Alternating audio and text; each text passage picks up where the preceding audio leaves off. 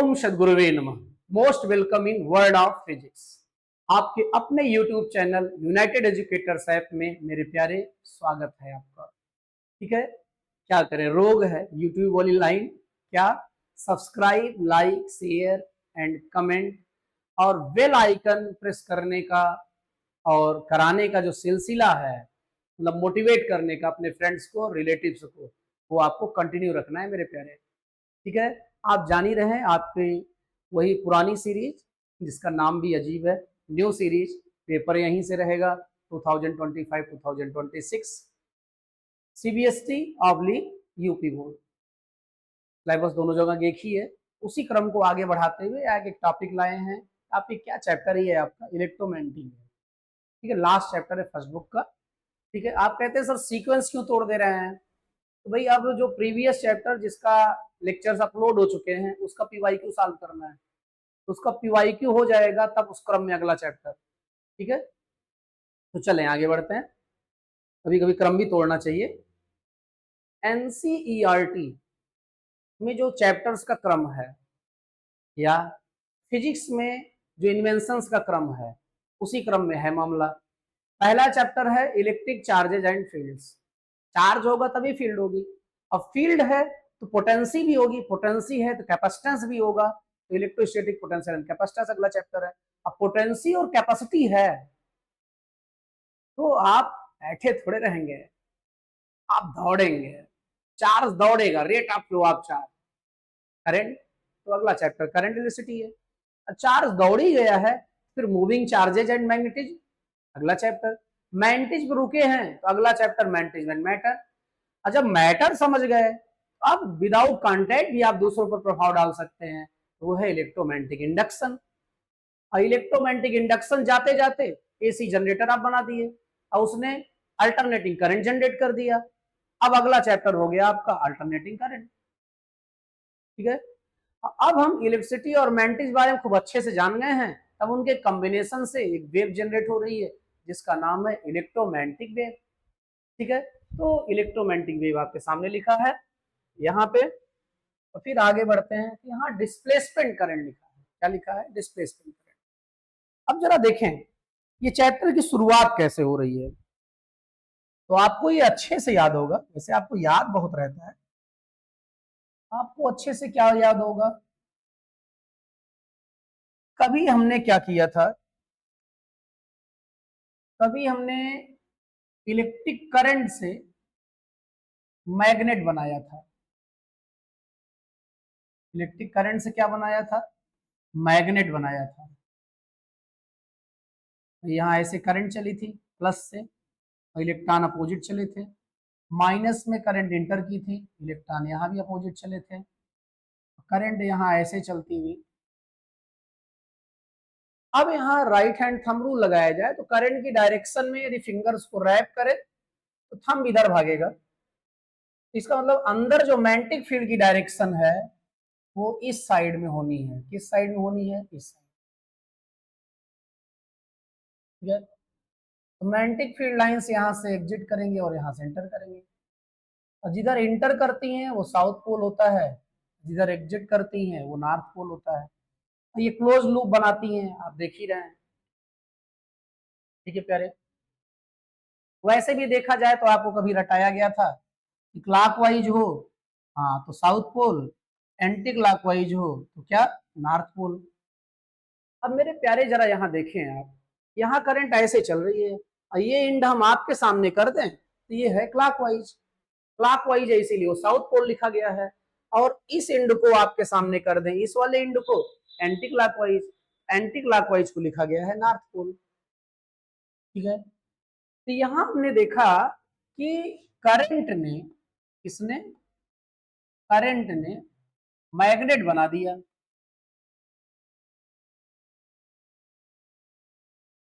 ये तो हमको दिख ही रहा है। अब हमारे मन में ये क्वेश्चन था, क्या मैग्नेट करंट बना सकता है? अब ये क्वेश्चन मार्क था, क्या ऐसा हो सकता है? यदि करंट ने मैग्नेट बनाया, क्या ऐसा हो सकता है कि मैग्नेट करंट बना दे? तो आगे चल के ये पता चला कि हाँ करंट मैग्नेट यदि बना रही है, मैग्नेट भी करंट बना सकता है। ठीक है, और आप ये जान ही रहे हैं ऊपर क्या लिखा है, कि Faraday law of electromagnetic induction है। फैराडेज लॉ ऑफ क्या है, इलेक्ट्रोमैग्नेटिक इंडक्शन है ये, जहां पर rate of change of magnetic flux कारण बन रहा है किसका, ईएमएफ का। Rate of change of magnetic flux आपने देखा था कि कोई सोलेनाइड रहता था यहाँ पे, और सोलेनाइड जो रहता था उससे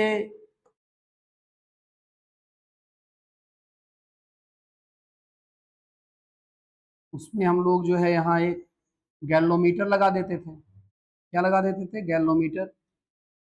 और जब हम मैग्नेट को, जिसका नॉर्थ पोल ये है, साउथ पोल ये है, खूब तेजी से इधर मूव कराते थे, ठीक है, तो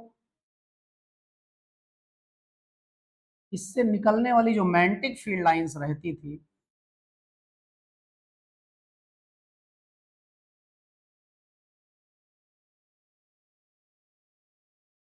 वो उनकी एंट्री क्या होती थी, इसमें बढ़ जाती थी। और मैग्नेटिक फील्ड लाइन से क्या होता है, फ्लक्स होता है, तो फ्लक्स यहाँ क्या होने लगता था, बढ़ने लगता था, इंड्यूस करंट आती थी। और इंड्यूस करंट ऐसे आती थी कि जिस कारण से आई उस कारण का अपोज करती है। अपोज मतलब मैग्नेट पास आ रहा है, मैग्नेट को पास आने नहीं देती थी, तो यहाँ नॉर्थ पोल बना देती थी, यहाँ साउथ बना देती थी। और इधर नॉर्थ पोल बनाने का मतलब है एंटी क्लॉकवाइज करंट डायरेक्शन। अब एंटी क्लॉकवाइज करंट डायरेक्शन मतलब करंट डायरेक्शन ऐसे हो जाती थी, और पॉइंटर इधर भाग जाता था। तो आपने देखा कि करंट ने मैग्नेट बनाया था, सोलेनाइड उसका एग्जांपल है। ठीक है, तो करंट ने मैग्नेट बनाया था, ये तो आपको यहाँ दिख ही रहा है। तो हमारे मन में क्वेश्चन राइज हुआ, क्या मैग्नेट करंट बना सकता है। तो फाइनली हमने ये देखा कि मैग्नेट करंट बना सकता है। ठीक है, और फैराडे ने एक लॉ दे दिया, एक चैप्टर ही आप पढ़ डाले इस पर। अब मामला ये बन रहा है, अब डिस्प्लेसमेंट करंट की नींव कहां पड़ी, जरा ध्यान दें आप।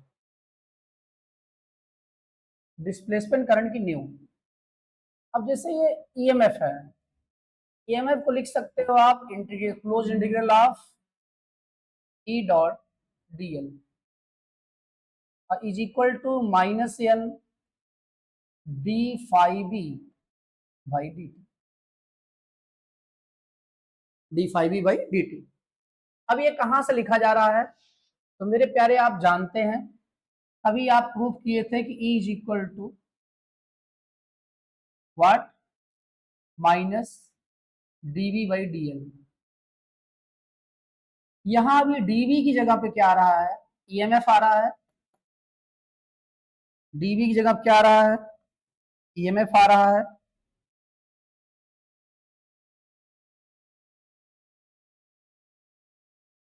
ईएमएफ डीएल हाई है, तो आप ईएमएफ की जगह पे क्या लिख सकते हैं, वैसे डीवी की जगह पे डी आएगा, और आप डी इज इक्वल टू क्या लिख सकते हैं, ई डीएल। तो ई इज इक्वल टू क्या हो जाएगा, ई डॉट डीएल। तो ये यहीं से ये लिखा जा रहा है। अब इतना पीछे इस फार्मूले क्यों पड़े हैं, अब आप यहां देख रहे हैं, ये जो magnetic flux, rate of change of magnetic flux है, ये कारण बन रहा है किसका, इलेक्ट्रिक फील्ड का। Rate of change of magnetic flux electric field generate कर रहा है। अब क्वेश्चन ये राइज होता है कि क्या ऐसा हो सकता है कि rate of change of electric flux, rate of change of electric flux कारण बन जाए मैग्नेटिक फील्ड को जनरेट करने का। लेकिन यहां भी क्वेश्चन मार्क है। देखें, इलेक्ट्रोमैग्नेटिक इंडक्शन सर्च होने के बाद यहां ये देखा गया कि rate of change of magnetic flux कारण है इलेक्ट्रिक फील्ड का। तो क्वेश्चन ये बनता है, क्या rate of change of electric flux कारण हो सकता है मैग्नेटिक फील्ड का? यहाँ rate of change of magnetic flux कारण था इलेक्ट्रिक फील्ड का। और ये क्वेश्चन उठना नेचुरल है। क्यों? थोड़ी देर पहले हम लोगों ने ये देखा था कि करंट कैन फॉर्म मैग्नेट। हमारे मन में क्वेश्चन ये आया था कि is it possible magnet can form current, और फाइनली हमने ये देखा कि हाँ फॉर्म कर सकता है मैग्नेट करंट।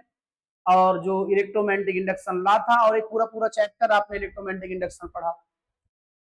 तो यदि यहाँ करंट से मैग्नेट बना, हमारे मन में क्वेश्चन आया क्या मैग्नेट से करंट बन सकता है, तो हमने वो पाया सही था। अब पूरा पूरा चैप्टर पढ़ के आए इस पर। अब हम यहां देख रहे हैं फैराडे लॉ से हमको ये पता चल रहा है कि rate of change of magnetic flux electric field का कारण है। अब क्वेश्चन ये उठ रहा है, क्या rate of change of electric flux magnetic field का कारण हो सकता है? तो क्वेश्चन तो ठीक ही है, क्योंकि एक बार ऐसा हमको जवाब मिल चुका है, सही प्रूफ हुआ है हमारा ये, तो अब भी हमको लग रहा है कि हाँ ये सही होना चाहिए। अब हमने कभी आपको ये बताया था कि नया रिलेशन कोई प्रूफ करना हो तो पुराने रिलेशंस की मदद लेनी होती है। किसकी कैसे रिलेशंस की मदद लेनी होती है? पुराने रिलेशंस की मदद लेनी होती है। तो जरा देखो, इससे मिलता जुलता कुछ पढ़ के आए हो पहले आप? बहुत सही। क्या था वो? Ampere's circuital law. Ampere's circuital law, शायद ऐसा कुछ था। Closed integral of magnetic field intensity will be equal to mu zero times of net current threading through amperes loop. ठीक है, क्या था?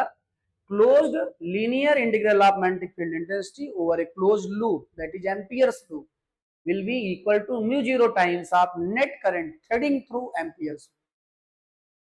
ठीक है, ये तो है।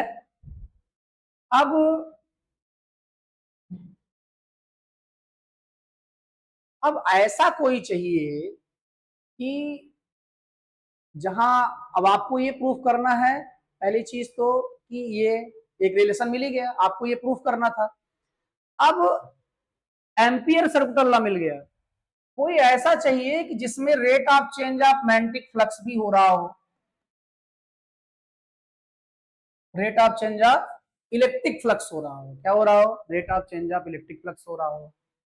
भैया वो है कैपेसिटर। क्या है? कैपेसिटर। कैपेसिटर में करंट भी है, कैपेसिटर में करंट भी है, और फील्ड का वेरिएशन भी है, क्योंकि जब तक चार्ज होता रहेगा तब तक फील्ड चेंज होती रहेगी। क्यों? कैपेसिटर के बीच में जो फील्ड का फार्मूला होता है सिग्मा अपान एप्सिलॉन नॉट, और आप सिग्मा इज इक्वल टू लिख सकते हैं Q upon A, Q upon A epsilon not हो गया। अब जब कैपेसिटर चार्ज होता रहेगा, कैपेसिटर चार्ज होता रहेगा तो इलेक्ट्रिक चार्ज का मैग्नीट्यूड बदलता रहेगा और इलेक्ट्रिक फील्ड बदलती रहेगी, और इलेक्ट्रिक फील्ड बदलती रहेगी तो फ्लक्स का वेरिएशन भी होता रहेगा। इसका मतलब कैपेसिटर वो है जिसमें करंट भी है, जिसमें करंट भी है और जिसमें फ्लक्स का वेरिएशन भी हो रहा है, जिसमें फ्लक्स का क्या हो रहा है? वेरिएशन भी हो रहा है कैपेसिटर में। इसका मतलब कैपेसिटर उस मीडिएटर का रोल प्ले कर सकता है जो इसमें और इसमें, मतलब ये वो मीडिएटर है जो उसका भी रिलेटिव है, इसका भी रिलेटिव है, इसका मतलब इन दोनों में वो संबंध बनवा सकता है। ठीक है, ध्यान देंगे। इसका मतलब ये है कि हमको एम्पियर्स सर्कुलर लॉ अप्लाई करना है फॉर कैपेसिटर। ठीक है, जब एम्पियर सर्कुलर लॉ कैपेसिटर के लिए अप्लाई कर देंगे तो आप इन दोनों में रिलेशन प्रूव कर लेंगे। आगे बढ़ते हैं। अब हम यहाँ एक कैपेसिटर लेते हैं, ये कैपेसिटर है और यहाँ पर करंट आ रही है तो इलेक्ट्रॉन जा रहा होगा, इधर प्लस चार्ज हो रहा होगा और यहाँ करंट जा रही होगी और इलेक्ट्रॉन आ रहा होगा, यहाँ माइनस चार्ज हो रहा होगा। अब यहाँ पर हमको एम्पियर सर्किट लॉ लगाना है, तो आप मान लो इससे आर डिस्टेंस पर कोई पॉइंट है जहां हमको मैग्नेटिक फील्ड निकालनी है। तो आप ये जानते हैं कि एम्पियर्स लूप जो है उस प्लेस से होके जाता है जहां आपको फील्ड निकालनी है। आप जरा देखें, यहां पर करंट ऐसे है, करंट ऐसे है तो फील्ड की डायरेक्शन ऐसे होगी, ऐसे फील्ड की डायरेक्शन ऐसे होगी यहाँ पे, और डीएल भी लूप टेंजेंशियल ही माना जाता है। ठीक है, देख रहे हैं।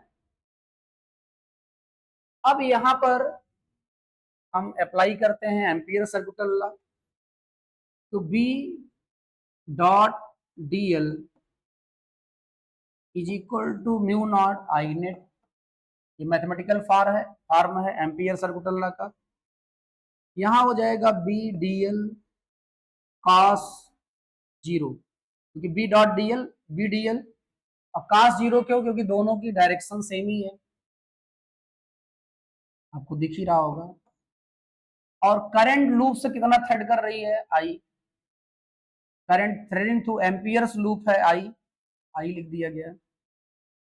यहाँ सिमेट्री के कारण बी कांस्टेंट होगा, बाहर चला आया, अंदर डीएल बचा, कास जीरो की वैल्यू 1 होती है, ये म्यू न्यूट आई आ गया। आप जानते हैं इंटीग्रेशन डीएल का यल हो जाएगा। इंटीग्रेशन मतलब होता है कि as large as possible, as large as possible. अब एम्पियर्स लूप का एक छोटा सा पार्ट था डीएल, एम्पियर्स लूप का जो पूरा सरकमफ्रेंस होगा वो इसका मैक्सिमम लेंथ हो सकती है, that will be 2 pi R, 2 pi R. तो बी, ये 2 pi R is equal to mu naught I net. तो मेरे प्यारे यहां से बी इज इक्वल टू आया म्यू नॉट आई नेट की जगह तो हम लोग आई लिख ही चुके थे, आई नेट लिखने की जरूरत नहीं थी, अपान 2 पाई आर। ये कोई नया रिजल्ट नहीं है, इसको आप पहले प्रूफ कर चुके हैं।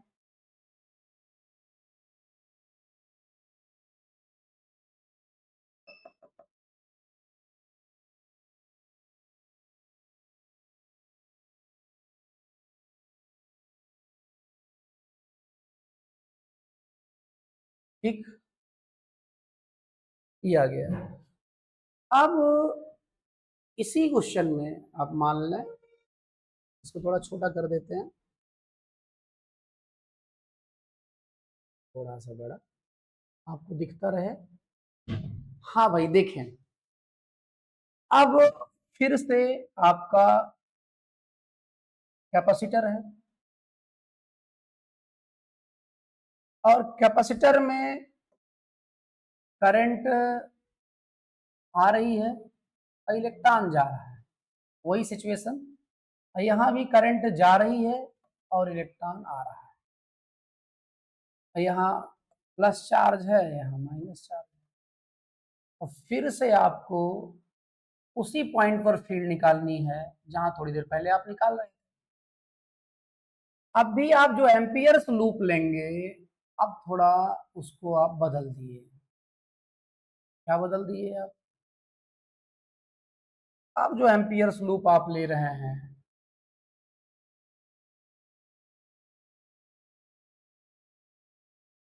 वो ले रहे हैं एक टिफिन बॉक्स,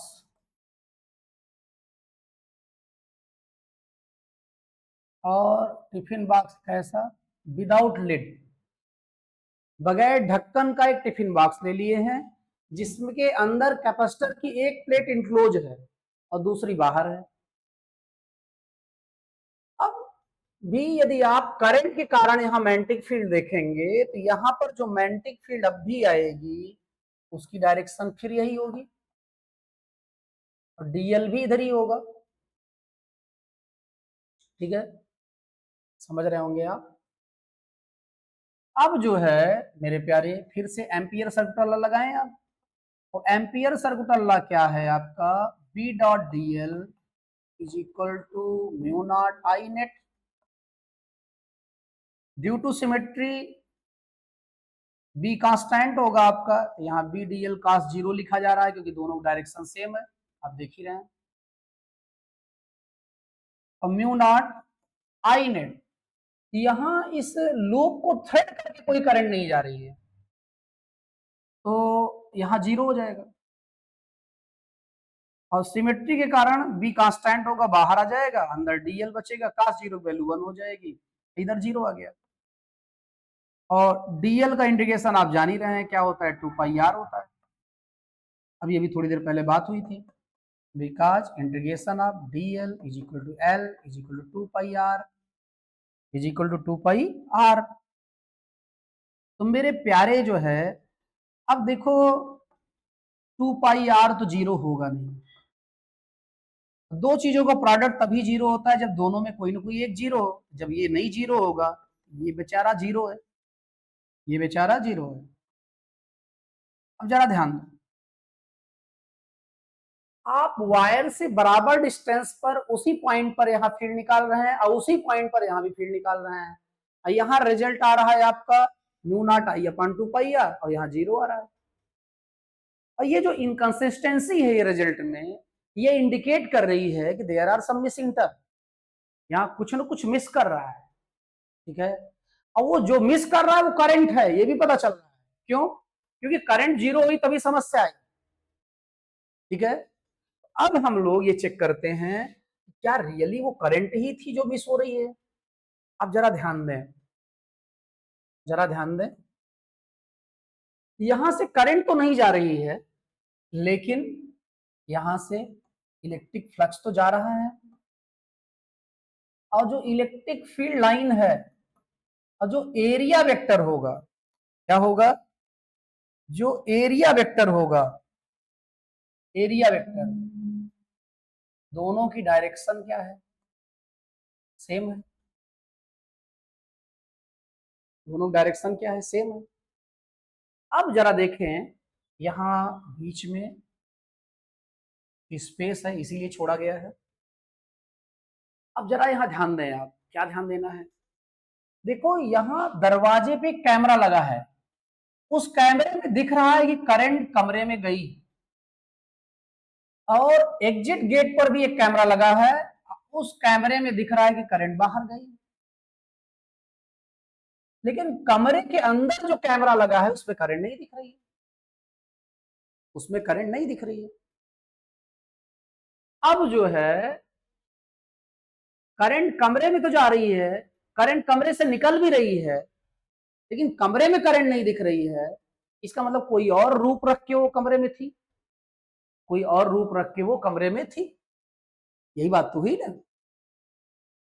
तो अंदर आप देख ही रहे हैं लगातार चार्ज चेंज होने के कारण इलेक्ट्रिक फील्ड चेंज हो रही है, इलेक्ट्रिक फील्ड चेंज होने के कारण इलेक्ट्रिक फ्लक्स चेंज हो रहा है। तो अंदर फ्लक्स का वेरिएशन हो रहा है। क्या हो रहा है, फ्लक्स का वेरिएशन अंदर हो रहा है। अब हमको ये देखना है कहीं यही तो करंट नहीं है। ठीक है, तो हम D by D T of E A cos zero, अब आपके मन में आ रहा होगा कॉस जीरो क्यों, तो आप देखें इलेक्ट्रिक फील्ड की जो डायरेक्शन है वही डायरेक्शन एरिया वेक्टर की है, तो एंगल जीरो हो ही जाएगा। अब मेरे प्यारे D phi E by D T is equal to, आप ई को लिख सकते हैं sigma upon epsilon naught. क्या लिख सकते हैं, ए हाई है, कास जीरो वैल्यू 1 हो जाएगी, और सिग्मा की जगह पे, इसकी जगह पे सिग्मा की जगह पे आप लिख सकते हैं क्यू बाई ए। ठीक है, यहां क्यों लिख दिए, क्योंकि हम जानते थे कि sigma is equal to Q upon,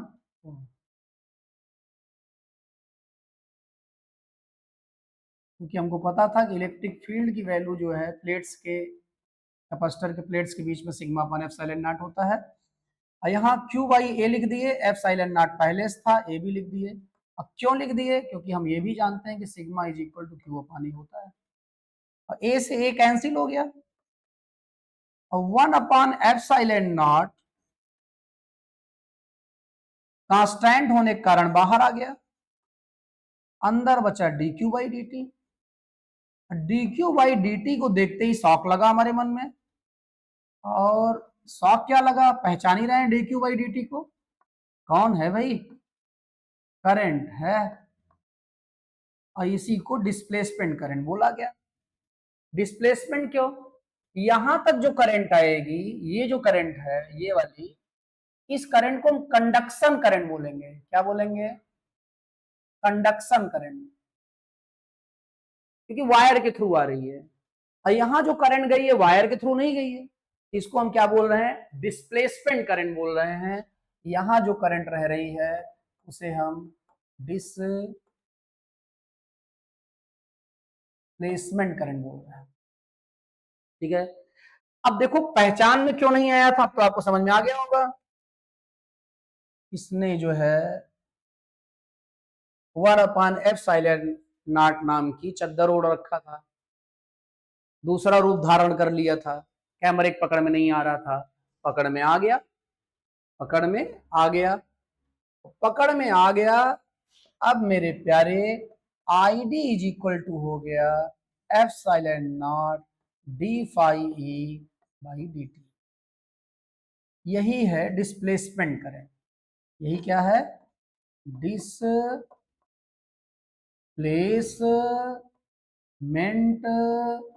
current, यही है। ठीक है, तो हमारे ख्याल से कुछ आइडिया मिल गया होगा आपको। ठीक, तो ये सारा काम किसने किया था, मैक्सवेल ने। किसने किया था, मैक्सवेल ने। तो मैक्सवेल ने कहा कि जो एम्पियर्स सर्कुटल लॉ है वो 100% करेक्ट नहीं है। उन्होंने उसमें सुधार किया, उन्होंने ये कहा कि यहाँ केवल कंडक्शन करंट नहीं होनी चाहिए, यहाँ डिस्प्लेसमेंट करंट भी होनी चाहिए। अब इस रूल को फाइनली बोला जाता है Maxwell ampere's circuital law, Maxwell ampere circuital law. और फाइनली आप B dot D L is equal to mu naught what I C plus I D क्या है, epsilon naught D phi by D.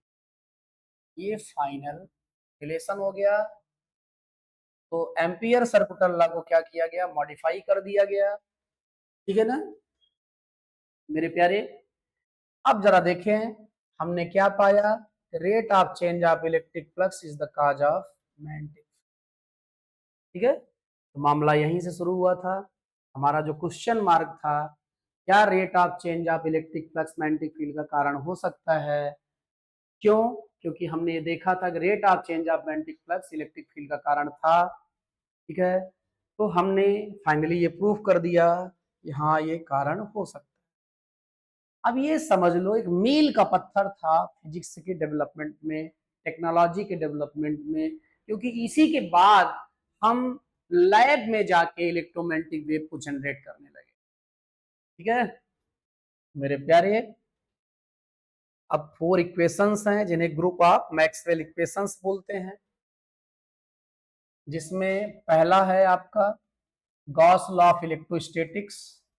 Phi is equal to, आपको याद होगा कभी आप पढ़े थे, ई डॉट डी ए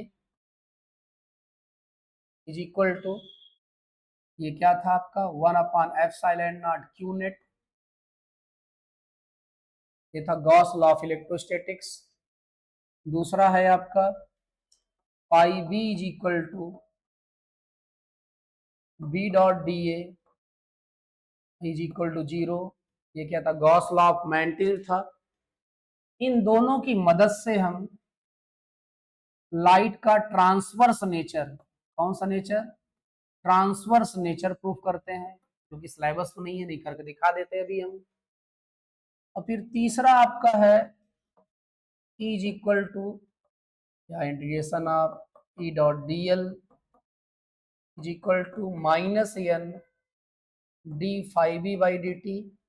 ये Faraday's law of electromagnetic induction था। और फिर आप देख रहे हैं यहाँ पे B dot D L is equal to mu naught times of conduction current plus displacement current. ये मैक्सवेल एम्पियर सर्कुलर लॉ है। इन दोनों की मदद से हम प्रूव कर सकते हैं कि C is equal to E zero upon B zero होता है और C is equal to root of 1 upon epsilon naught mu naught होता है। या V is equal to medium में बात करेंगे epsilon zero epsilon R mu naught mu R, जिसे हम 1 अपान में रहेगा ये, और जिसे हम ये भी कह सकते हैं, ठीक है। ये इन दोनों की मदद से ये प्रूफ हो सकता है, ठीक है। और ये चारों इक्वेशन का जो कलेक्शन है, इसे हम ग्रुप ऑफ मैक्सवेल इक्वेशंस कहते हैं, ग्रुप ऑफ मैक्सवेल्स इक्वेशन। अब आप ये कहेंगे कि सर ये गॉस का लॉ है, फैराडे का लॉ है, तो ग्रुप ऑफ मैक्सवेल इक्वेशंस क्यों? देखो भाई, महान वो होता है जो सबको एक करता है, जो सबको एक करता है और एक करके कोई बहुत बड़ा रिजल्ट निकाल देता है। भैया वो मैक्सवेल भाई साहब ने पहली बात तो एम्पियर सर्कुलर लॉ को मॉडिफाई किया, अभी अभी आपने देखा, ठीक है, क्योंकि परफेक्ट नहीं था, अब परफेक्ट हो गया, ठीक है। क्यों? कैपेसिटर के प्लेट के अंदर ये करंट गायब होगी तो ये करंट रहेगी, मैग्नेटिक फील्ड को जीरो नहीं होने देगी। कैपेसिटर्स के बाहर जाएंगे तो ये करंट गायब रहेगी, ये करंट रहेगी और मैग्नेटिक फील्ड को जीरो नहीं होने देगी। जो इनकंसिस्टेंसी मिली थी वो रिमूव हो गई, ठीक है। इसका मतलब एम्पियर सर्कुलर लॉ परफेक्ट हो गया। परफेक्ट किसने किया? मैक्सवेल ने, तो इसे मैक्सवेल एम्पियर सर्कुलर लॉ बोला गया। अब ये सब अलग अलग चैप्टर में अलग अलग जगहों पे आप पढ़े थे, उन्होंने सबको इकट्ठा कर दिया और उनसे एक बहुत बड़ा काम ले लिया। इसीलिए इन चारों इक्वेशन को, ग्रुप को मैक्सवेल इक्वेशंस बोलते हैं। जब आपसे मैक्सवेल इक्वेशंस पूछा जाए तो आप इन्हें नोट कर लेंगे। मेरे प्यारे, बहुत समय तक आप साथ दिए और उस साथ देने के लिए आपसे वही पुराना काम, धन्यवाद। आप ये मत सोचना कि राइटिंग गड़बड़ है, ठीक है, राइटिंग कितनी बढ़िया है, ये देखिए भैया हो, धन्यवाद। वही पुराना, arise awake and stop not till the goal is achieved. Thanks.